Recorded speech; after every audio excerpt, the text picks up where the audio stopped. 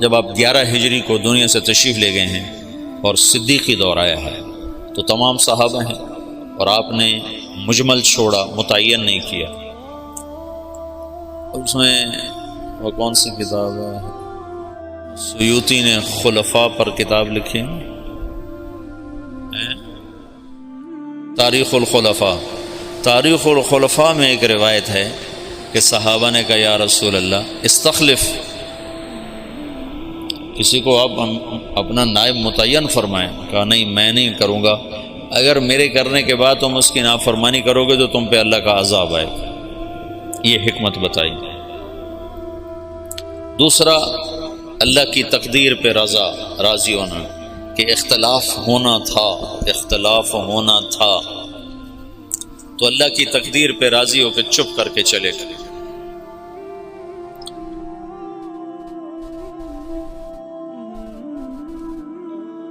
انصار کی بہت بڑی قربانی ہے اس موقع پر۔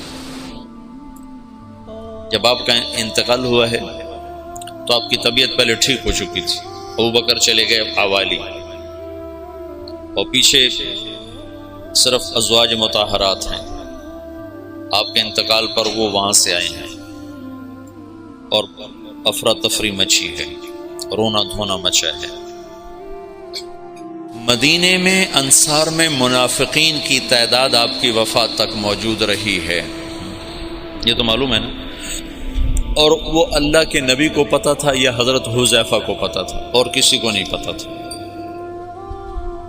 اور ہوئی بات اثر کرتی ہے۔ مجھے تحقیق نہیں ہے لیکن میرا وجدان ہے، جو کچھ میں نے پڑھا بار بار، کہ وہ جو سقیفہ تو بنی ساعدہ کا قصہ ہوا، اس کے موجد منافق ہوں گے، تو کسی کو پتہ ہی نہیں ہے کہ یہ منافق ہے، یہ منافق ہے، تو ہر ایک کو مسلمان سمجھ رہے ہیں، تو انہوں نے یہ شوشہ چھوڑا ہوگا۔ پھر اس کے جیسے افق کے واقعے کو چلانے والا عبداللہ بن ابی، لیکن حسان بن ثابت اس میں پھنس گئے، اور مصطح بن اثال اس میں پھنس گئے، اور حمنہ بنت جحش رضی اللہ تعالیٰ عنہ، یہ 3 مخلصین اس کی لپیٹ میں آ گئے، اور ان کو بعد میں حد لگی، منافقین کو چھوڑ دیا گیا۔ تو آپ کے انتقال کے بعد سارے لوگ مسجد میں جمع ہیں، انصار جمع ہو گئے بنو ساعدہ کے ڈیرے پر، بیٹھنے کی جگہ۔ آج کل وہاں ایک باغیچہ بنا ہوا ہے، اور وہ ہے قبلہ جنوب میں ہے، قبلہ وہاں سے یہ جنوب ہے نا، جنوب میں ہے، تو قبلہ کے اس طرف چھوٹا سا باغیچہ بنا ہوا ہے، اب بھی ہے، وہ سقیفۃ بنی ساعدہ، بنو ساعدہ کا ڈیرا تھا۔ وہاں جو لوگ جمع ہوئے، آج تک یہ مجمل ہے، کیسے جمع ہوئے، کس نے دعوت چلائی، کس نے جمع کیا۔ جتنی تاریخ میں نے دین کو تھوڑا پڑھا ہے، تاریخ کو زیادہ پڑھا ہے، تو کسی کتاب میں یہ نہیں ملا کہ کون جمع کرنے کا سبب بنا، لیکن تسلسل سے پڑھنے سے میرا ایک تاثر بنا ہے کہ یہ تحریک منافقین نے چلائی ہوگی، پھوٹ ڈالنے کی اور توڑ پیدا کرنے کی۔ تو انہیں سعد بن عبادہ رضی اللہ تعالیٰ عنہ کو تیار کر لیا کہ یہ امیر ہوگا، اب یہ امیر ہوگا۔ تو یہ آپس میں وہ باتیں کر رہے ہیں، محرک اس کے یقیناً آخرت میں تو بھید کھل جائے گا، انشاءاللہ مجھے یقین ہے آخرت میں وہ مجرم سامنے آئیں گے کہ منافق ہی تھے جنہوں نے یہ ساری اسکیم چلائی، اور صحابہ کو اس میں استعمال کر لیا کہ وہ بشر تھے، خطا سے پاک نہیں تھے، معصوم عن الخطا نہیں تھے۔ تو ابوبکر کے پاس ایک آدمی نے، تو ادھر بیٹھا، اور وہاں امت کے توڑنے کا نظام بن چکا ہے۔ تو ابوبکر رضی اللہ عنہ اور عمر رضی اللہ تعالیٰ عنہ، ابو عبیدہ رضی اللہ تعالیٰ عنہ، یہ 3 حضرات نے دوڑ لگائی، ایسی افراتفری میں گئے۔ اس وقت غسل شروع تھا، حضرت علی ادھر مشغول تھے، اور وہاں وہ اس کے لیے جا ہی نہیں رہے کہ مجھے خلیفہ بنایا جائے، تو اس فتنے کو دبانا چاہتے ہیں۔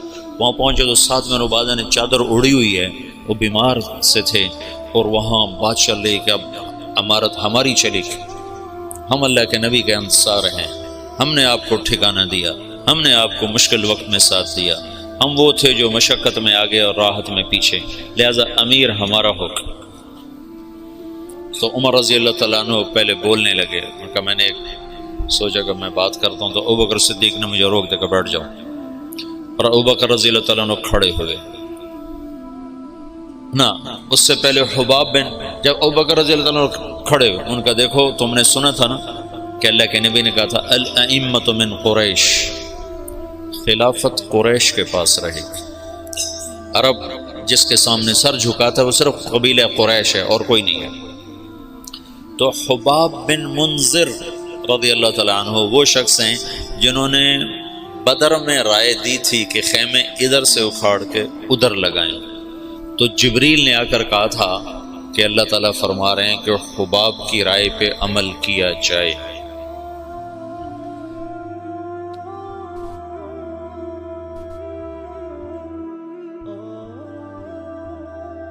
ہر انسان ہر وقت ایک حال پہ نہیں رہتا ہے، یا تو ایسی بڑی رائے دی کہ اللہ نے کہا کہ حباب کی رائے پہ عمل کیا جائے، یا ایسی رائے دی کہ توڑ دینے والا نظام بن جائے۔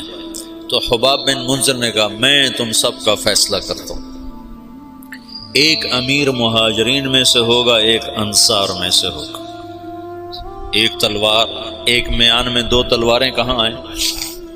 تو ابوبکر رضی اللہ تعالیٰ عنہ کو سختی سے ڈانٹ دیا، ڈٹ جا، امت کی وحدت کو فرقت میں تبدیل نہ کر، کو ڈانٹ کے بٹھا دیا۔ پھر مختصر تقریر فرمائی کہ یہ امر اس وقت تک سلامت ہے جب تک امامت قریش کے پاس، تم ہمارے انصار ہو اور وزراء ہو، ہم تمہارے امراء ہیں، میری طرف سے یہ عمر حاضر ہے، ابو عبیدہ حاضر ہے، اس میں سے کسی کے ہاتھ پر بیعت کر۔ تو عمر رضی اللہ عنہ نے ایک دم کھڑے ہو کر کہا جس کو اللہ کے رسول نے مصلی پہ کھڑا کیا وہی ہمارا خلیفہ ہے۔ نمازیں پڑھائی نے 17، تو حضرت عمر نے بیعت کی تیزی کے ساتھ، ابو عبیدہ نے اس کے پیچھے۔ پھر اللہ تعالیٰ کی غیبی مدد آئی، انصار کی یہ قربانی۔ زندگی میں ایک اصول سیکھو، اللہ تمہیں توفیق دے، مجھے توفیق دے، میں نے اس میں بہت نفع پایا، اپنی رائے سے پیچھے ہٹ جانا سیکھو۔ رائے پہ جمنا تو طبعی چیز ہے، رائے پہ اصرار تو فطری چیز ہے۔ بچہ بھی کہتا ہے میں نے ادھر جانا ہے، میں نے ادھر جانا ہے، ماں کہتے نہیں جانا تو وہ روتا ہے۔ اتنی چھوٹی عمر سے رائے کا اصرار شروع ہو جاتا ہے، تو رائے سے ہٹنا سیکھو بشاشت کے ساتھ۔ جب رائے کے خلاف ہوتا نا تو دل تنگ پڑ جاتا اور طبیعت بجھ جاتی۔ تو یہ ایک اللہ کی طرف سے سبق تھا۔ انفرادی سطح پر آگے آیا خالد بن ولید کا قصہ، اور اجتماعی سطح پر آیا انصار مدینہ کی طرف سے۔ اجتماعی سطح پر انصار مدینہ ایک دم پیچھے ہٹا اپنی رائے سے بشاشت کے ساتھ، امت بن کے۔ اگر وہ نہ ہٹتے تو پہلے دن ہی توڑ تھا، اگر وہ ہٹتے اور دل ان کے ساتھ نہ ہوتے تو بھی توڑ تھا۔ وہ ہٹے بھی صحیح اور دل بھی کھول دیے، سینے کھول دیے۔ خلافت راشدہ میں دعوت کا نظام مکمل چلا۔ پھر خلافت عثمانی کے 6 سال اسی طرح گزرے ہیں۔ پھر 6 سال کے بعد وہ وَسَيَرَا اختلافاً كَثِيرًا، اختلاف کا سلسلہ شروع ہوا، جس کی آخری کڑی عثمان رضی اللہ عنہ کی شہادت ہے۔ مسجد قباء میں کھڑے ہو، قبلے کی طرف منہ کرو تو سیدھے ہاتھ ایک میدان اب بن گیا ہے، کھجوریں لگیں، یہاں کنواں ہوتا تھا، اس کا نام تھا اریس۔ تو اللہ کے نبی کی انگوٹھی منتقل ہوئی ابو بکر کی طرف، پھر ہوئی عمر کی طرف، پھر ہوئی عثمان کی طرف۔ عثمان رضی اللہ تعالیٰ عنہ بیر اریس پر کھڑے ہیں، وضو کرنے لگے تو خادم کو انگوٹھی پکڑائی، اس نے یوں ہاتھ کیا، انہیں ایسے رکھی، اس کے ہاتھ سے پھسلی اور کنویں میں چلی گئی۔ تو عثمان رضی اللہ تعالیٰ عنہ نے کنویں کا سارا پانی نکلوا دیا اور نیچے سے مٹی کھدوا دی، اور انگوٹھی نہیں ملی، اٹھا لی اللہ تعالیٰ۔ خاتم نبوت میں نے وہ کنواں فوٹو میں دیکھا ہے، ویسے نہیں دیکھا، چھوٹا سا کنواں، اور اس میں پانی بھی اتنا زیادہ نہیں ہوتا تھا، عرب کے کنویں میں تھوڑا سا پانی ہوتا تھا۔ سارا ڈھونڈ مارا، انگوٹھی نہیں۔ اس انگوٹھی کے گم ہوتے ہی اختلاف اور افتراق، اور عبداللہ بن سبا جو یہودی تھا اور مسلمان بن کے داخل ہوا، جو شیعہ مذہب کی بنیاد بننے جس نے ڈالی، وہ اختلاف چلتے چلتے چلتے چلتے آخر حضرت عثمان رضی اللہ عنہ کی شہادت پر ختم ہوا۔ اللہ کے نبی نے حضرت عثمان سے فرمایا تھا میرے بعد تجھ سے خلافت کی کرتے کو اتارنے کے لیے کہا جائے گا، تم نے کرتا نہیں اتارنا، شہادت کو قبول کرنا ہے، ورنہ تیرا میرا آخرت میں جوڑ نہیں ہو سکے گا، مجھ سے مل نہ پاؤ گے۔ تو ان لوگوں نے مطالبہ کیا، فسادیوں نے، کہ تم حکومت چھوڑ دو، ہم تمہیں کچھ نہیں کہتے۔ کہیے تو میں نہیں چھوڑوں، میں صابر محتسب قتل ہو جاؤں گا، یہ کام نہیں کروں گا، شہید ہو گئے۔ تو علی رضی اللہ تعالیٰ عنہ وہ خلیفہ بنے، انتہائی تشویشناک حالات۔ حضرت حسن آئے، کہنے کہ ابا خلافت قبول نہ کر ورنہ تیرے اوپر قتل عثمان لگ جائے گا۔ حسن رضی اللہ عنہ اتنے صاحب فراست تھے کہ انتہا کی بات، کہ ابا خلافت قبول نہ کر، تیرے اوپر قتل عثمان کا داغ لگ جائے گا۔ کہا میرے اوپر کیسے لگ سکتا، میں تو بری الذمہ ہوں۔ اچھا پھر دیکھ لیں۔ اور اس وقت وہ انکار بھی نہیں کر سکتے تھے، اتنے پھنسے ہوئے تھے۔ بیعت فرمائی، بیعت کا ہونا تھا کہ یہ بات چل پڑی کہ یہ علی نے عثمان کو قتل کروایا ہے خلافت پر قبضہ کرنے کی۔ کہ ابا میں تمہیں کیا کہتا تھا۔ پھر جب خلیفہ بنے تو پھر آئے، کہنے لگے دیکھو کسی گورنر کو معزول نہ کرو، کسی کو بھی، عثمان کے بنائے ہوئے گورنر کسی کو معزول نہ کرو، اور خاص طور پر معاویہ بن ابی سفیان کو ہرگز معزول نہ کرنا، ورنہ وہ تیرے خلاف کھڑے ہو جائیں گے تلوار لے کر۔ جب تک تیری حکومت مضبوط نہ ہو جائے یہ کام نہ کرنا۔ لیکن حضرت علی رضی اللہ تعالیٰ عنہ بڑی بے بسی کی زندگی گزاری، یقین مانو۔ علی شاہ ولی اللہ تو حضرت علی رضی اللہ عنہ کو ابو بکر پر بھی فضیلت دینے کی طرف مائل ہو گئے تھے، اور جو پہلے محدثین کے راویوں میں آتا ہے نا فیہ التشیع، وہ شیعہ یہ نہیں جو آج کا شیعہ، وہ شیعہ یہ تھا کہ بہت سے بڑے بڑے علماء نے حضرت علی کو فضیلت دی ہے۔ کیوں نہیں؟ ابن ابی شیبہ، اچھا ہاں، عبد الرزاق جو مصنف عبد الرزاق جو مشہور کتاب ہے، تو ایسے بہت سے بڑے بڑے علماء نے حضرت علی کو فضیلت دی ہے باقی تین پر، جو ان پر دکھ گزرے ہیں، جو درد بھری کہانی ہے، عجب داستان۔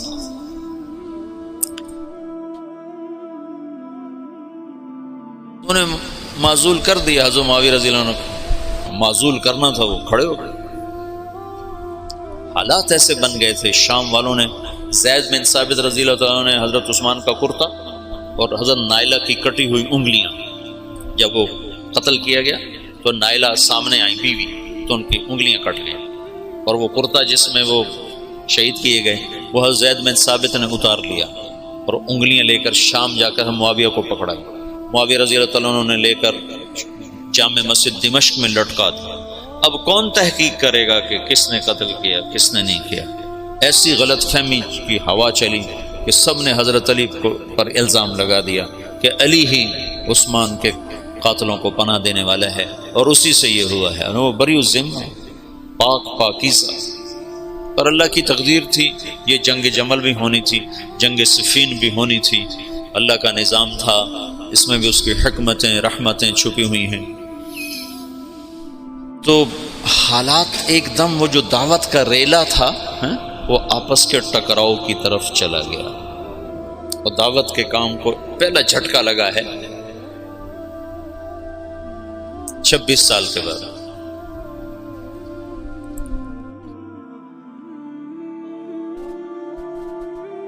جنگ جمل کی نوبت آ گئی، جب بیعت ہونے لگی تو سب سے پہلے بیعت کی حضرت طلحہ نے. طلحہ ان کا یہ ہاتھ بیکار ہو گیا تھا احد کی لڑائی میں نا، تلوار وہ تیروں کو سہتے سہتے جو اللہ کے نبی پر تیر آتا تو آگے ہاتھ کر دیتے تھے، تو سارا ہاتھ ختم ہو گیا تھا. وہ الٹے ہاتھ سے لڑتے تھے. اس کے بعد تو انہوں نے جب بیعت کی نا تو ایک آدمی نے کہا او ہو یہ بیعت تو ٹھیک نہ ہوگی. وہ بیکار ہاتھ سے کی نا تو انہوں نے فال لی اس سے. اللہ کے نبی بھی فال لیتے تھے. کَإِنَّ هَذِهِ الْبَيْعَةَ لَا تَتِمُّ، یہ کام سرے نہیں چڑھے گا. 4 سال دکھ سہتے سہتے آخر شہید ہو. اتنے دکھی ہو گئے تھے آخری دنوں میں حضرت علی کہ اپنی یوں داڑھی پکڑ کے کہتے تو کب رنگین ہو، تو کب رنگین ہو. کیونکہ اللہ کے نبی نے کہا تھا علی تو اس وقت تک نہیں مر سکتا جب تک تیری داڑھی تیرے خون سے رنگین نہ ہو جائے، تیرے سر کے خون سے رنگین نہ ہو جائے. اور صالح علیہ السلام کی اونٹنی کا قاتل اشقا تھا. میری امت کا اشقا وہ ہوگا جو تجھے قتل کرے گا. تو پھر ایسے داڑھی کو پکڑ کر کہتے تو کب رنگین ہو. پھر کہتے وہ اشقا کدھر ہے، وہ اشقا کدھر ہے، وہ آتا کیوں نہیں، وہ کدھر ہے. اتنے دکھی ہو گئے تھے. بے وفائی، لوگوں کی جفا. حضرت معاویہ رضی اللہ عنہ کو شام کا ٹکڑا ملا جو بڑے سلیقے والے، بڑے طریقے والے، بڑے وفادار. اور حضرت علی رضی اللہ عنہ کو کا امتحان بڑا تھا، بڑوں کے امتحان بھی بڑے. ان کو عراق ملا جہاں کے لوگ منافقانہ عادات اور ہر جتنے بھی عیب، اس لیے تو حجاج اللہ نے ان پہ مسلط کیا، عراق والوں پہ. بھرے ہوئے بے وفائیوں سے بھرے ہوئے. تو اس کا آخری نتیجہ حضرت علی کی شہادت پہ نکلا. جنگ جمل ہوئی، اس میں حضرت طلحہ جیسے، حضرت زبیر جیسے شہید کر دیے. جب آپس میں ٹکرائے نا صلح ہو گئی. لیکن جو لوگ عبداللہ بن سبا کے ساتھی تھے، میں تمہیں تفصیل تو نہیں بتا رہا، صرف اشارے کر رہا ہوں. جب صلح ہو گئی تو رات کو انہوں نے طے کیا کہ آدھے ادھر حملہ کر دو، آدھے ادھر حملہ کر دو، جو بیچ میں فسادی تھی. تو تہجد کے وقت آدھے لوگوں نے حضرت علی پہ حملہ کر دیا، آدھوں نے حضرت زبیر، حضرت عائشہ کے لشکر پہ حملہ کر دیا، اور دونوں طرف شور مچا دیا. علی نے حملہ کر دیا، انہوں نے کہا زبیر نے حملہ کر دیا. تو علی کہنے لگے او ہو آئے ہائے. حضرت حسن جب نکلنے لگے نا اس کے لیے، عراق کے لیے، تو حضرت حسن نے کہا بابا مت نکلو ورنہ تمہاری جنگ ہو جائے گی. کہا میرے ہوتے ہوئے کیسے ہوگی؟ کہا ہو جائے گی دیکھ لینا، نہ جا، مدینہ نہ چھوڑ، مدینہ نہ چھوڑ. تقدیر غالب آئی. جب جنگ ہو گئی تو پھر حضرت حسن سے کہا بیٹا کاش میں تیری بات مان لیتا، اور ہائے کاش میں آج سے 20 سال پہلے مر گیا ہوتا اور یہ دن میں نہ دیکھتا. چھوڑ گئی جنگ. پھر جب تلواریں چنگاریاں برسانے لگیں تو حضرت علی نے زور سے آواز لگائی این زبیر بن العوام. زبیر نے کہا میں ہوں، کہ میرے سامنے آ. اللہ اکبر، 10 مبشرہ آمنے سامنے. تو کہا تمہیں وہ دن یاد ہے جب تو اور میں مسجد میں اکٹھے آئے تھے، ہاتھوں میں ہاتھ دیے پکڑے ہوئے تھے، لیے ہوئے تھے، اور اللہ کے نبی نے تم سے پوچھا تھا تمہیں علی سے محبت ہے؟ تو تم نے کہا تھا ہے. تو اللہ کے نبی نے کہا تھا ایک دن آئے گا تو اس کے خلاف تلوار اٹھائے گا اور تو اس وقت حق پہ نہیں ہوگا. کہا یاد ہے؟ ہاں یاد آ گیا. کہا تو میرے خلاف تلوار اٹھاتا. میں تلوار ایسے ڈالی، گھوڑے کو واپس موڑا. تو عبداللہ بن زبیر وہ روح رواں تھے لشکر عائشہ کی. کدھر جاتے ہو؟ کہاں جا رہے ہو؟ کہا وہ علی نے مجھے ایک بات یاد دلا دیا، میں واپس جا رہا ہوں، میں نہیں لڑوں گا. کہا ہمیں جنگ میں جھونک کے خود واپس جا رہے ہو؟ کہا میرے سامنے حق آ چکا ہے، اب میں ہاتھ نہیں اٹھا سکتا.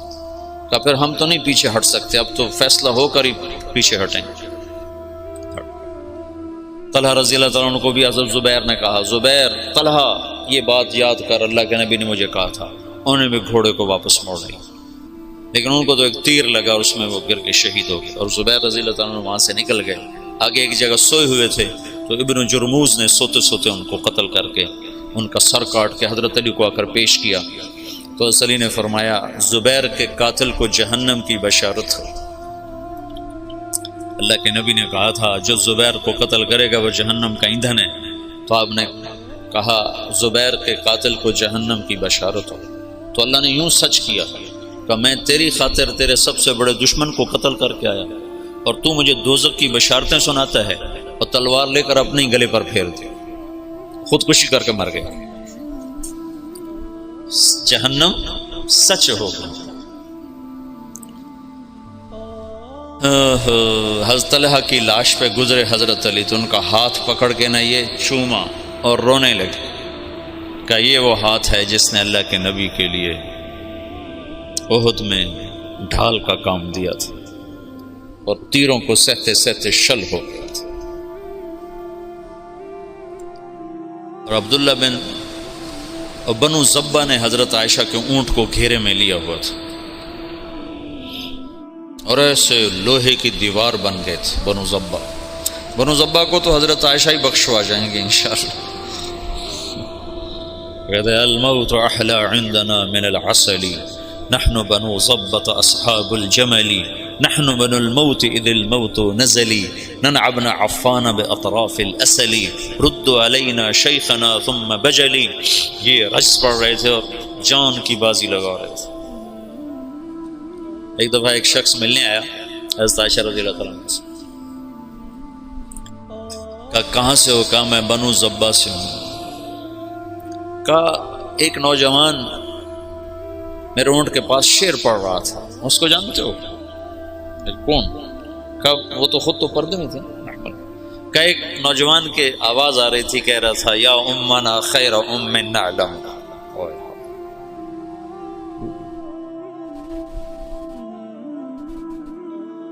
یا امنا خیر ام نعلم اما ترین کم شباب یکلم وتفتلی حامته والمعصم۔ تو وہ کہنے لگا جی وہ میرا سگا بھائی تھا۔ تو عائشہ روتے روتے روتے ساری چادر آنسوں سے تر کر دی۔ تو ایسے شاہ سوار اس دن شہید ہوئے جو اکیلے اکیلے ہزاروں پر بھاری تھے، طرفین سے۔ پھر آخر میں عبداللہ بن زبیر رضی اللہ تعالیٰ عنہ نے حضرت عائشہ کے اونٹ کو پکڑا، پھر آخر تک وہ جمے، ورنہ جو آتا تھا وہ قتل ہو جاتا، یا وہ قتل ہو جاتا یا قاتل یا حملہ آور قتل ہو جاتا تھا۔ ایک دو بڑے شاہ سوار آمنے سامنے آئے، دونوں ایک ایک ہزار پر بھاری تھے، ایک ادھر ایک کے ہاتھ میں حضرت عائشہ کا اونٹ، دوسرا حضرت علی کی طرف سے، دونوں ایک دوسرے کے وار سے ایک وقت میں ختم ہو کے گر گئے۔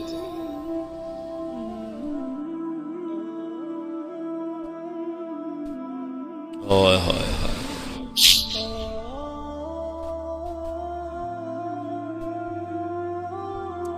پھر وہ آخر حضرت علی نے کہا اونٹ کو گراؤ ورنہ جنگ ختم نہیں ہوگی، اونٹ کو گراؤ۔ انہوں نے اونٹ پر وار کیے، اونٹ گرا۔ جو دور کے لوگ تھے انہوں نے وہ کو تحقیق پھر تھوڑے ہوتے ان کو، حضرت اما عائشہ تو شہید ہو گئی، بس وہ ایسے دل برداشتہ ہوئے کہ پھر میدان چھوڑ دیا۔ تو حضرت علی نے فرمایا کوئی کسی کے پیچھے قتل کے لیے نہ بھاگے، مال غنیمت کے طور پر مال نہ لوٹا جائے۔ تو محمد بن ابو بکر حضرت عائشہ کے بھائی، اسماء بنت عمیس کے بیٹے، وہ حضرت علی کی طرف سے تھے۔ تو جب اونٹ گرا تو وہ بھاگ کر آئے، انہوں نے جلدی سے اندر ہاتھ ڈالا۔ تو بہن ہے کہ پتہ کرنے کے لیے کہ خیریت تو ہے۔ اما عائشہ کو تو نہیں پتا کہ یہ ہاتھ کون کس کا ہے، محرم ہے غیر محرم، کہ کون ہے حرم رسول کی طرف ہاتھ بڑھانے والا، اللہ اسے آگ میں جلا دے۔ او میں تیرا بھائی ہوں محمد کا ہو گیا۔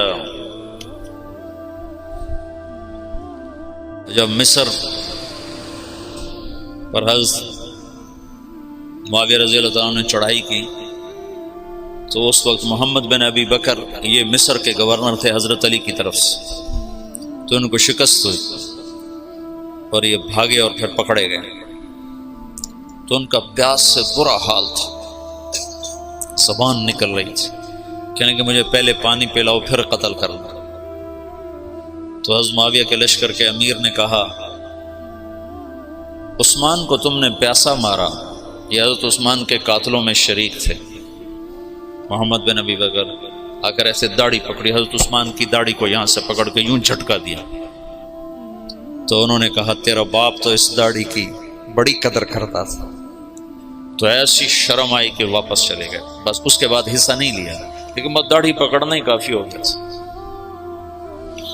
تو انہوں نے کہا عثمان کو پیاسا مارتے ہو، خود پانی مانگتے ہو، کہ تمہیں اسی پیاسا قتل کروں. معاویہ بن خدیج ایسے کوئی امیر کا نام تھا، مجھے پورا نام یاد نہیں ہے، ذہن سے نکل گیا. قتل کیا، پھر ایک گدھے کی کھال میں اس کی لاش کو لپیٹ کر اسے آگ لگا دی اور وہ جل گئے. حضرت عائشہ کا فرمان سچا ہوا، اللہ اسے آگ میں جلا دیا. تو ایک دفعہ جو دعوت کو جھٹکا لگا ہے، یہ اللہ کا نظام تھا، اختلاف ہونا تھا. حضرت علی کی شہادت پر ایک دور ختم ہوتا ہے، حضرت حسن رضی اللہ عنہ خلیفہ بنتے ہیں، پھر وہ 6 مہینے بعد حضرت معاویہ کے حق میں دستبردار ہو جاتے ہیں، اور پھر دوبارہ دعوت کا دور چلتا ہے، اور پھر دعوت اپنے علی قدم و ساق قائم ہوتی ہے، اور پھر وہ اسلام کی ریل پیل لہل بہر دوبارہ واپس آتی ہے جب حضرت معاویہ رضی اللہ تعالیٰ عنہ خلافت کو سنبھالتے ہیں. یہ آج کی مجلس میں اتنا ہی کافی ہے.